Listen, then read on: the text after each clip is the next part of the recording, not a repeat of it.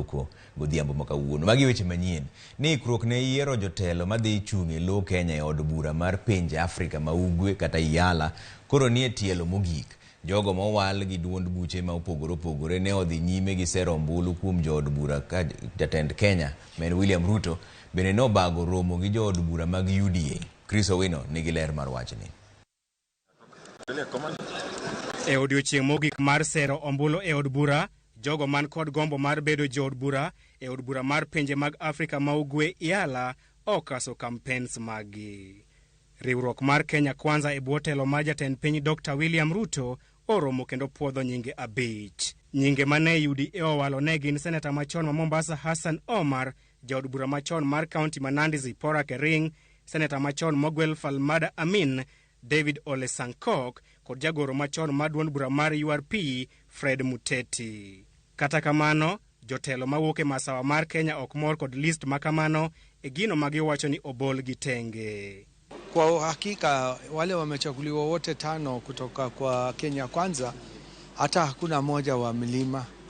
Mheshimiwa Kiringo alienda, Mheshimiwa kijana kulikuwa na Karaho, kitu kama hiyo, hata yeye hakuchaguliwa. So lazima tupate at least kutoka kwa Kenya Kwanza na hata kutoka kwa Azimio tupate mtu ya Mountain. Hiyo ni muhimu sana. Nyaka eseche mawadhi e amo pod romo mopogore ne dhi nyime kind jood bura mawuok masawa e chenro mar gwelo achiel kuomgi.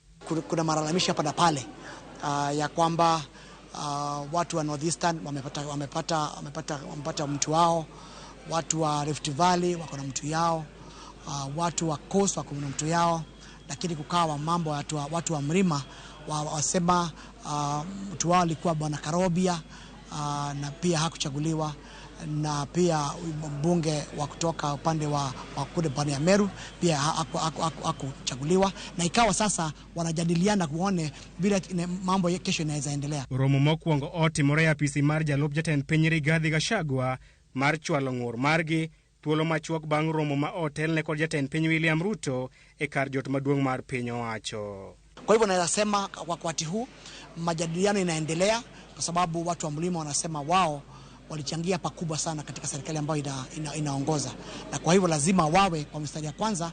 Kama mambo ya viti lazima pia wafikiriwe zaidi. Kisera mar ombulu oka uchung' mar gwenge mopogore ma ok mar duond bura.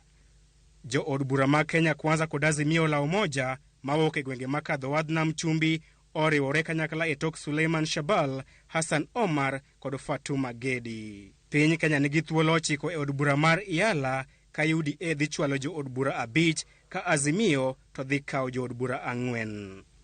Moko kuom nyinge ma Azimio ochwalo e od bura gin Winnie Odinga, Kennedy Kalonzo, Suleiman Shabal, Kanini Kega, Fatuma Gedi kod Jeremiah Kioni e kind mamoko. Kwan mag Azimio la Umoja, ODM owinjore oyud lemo 2, Jubilee kod Wiper to yudo lemo 1 moro ka moro.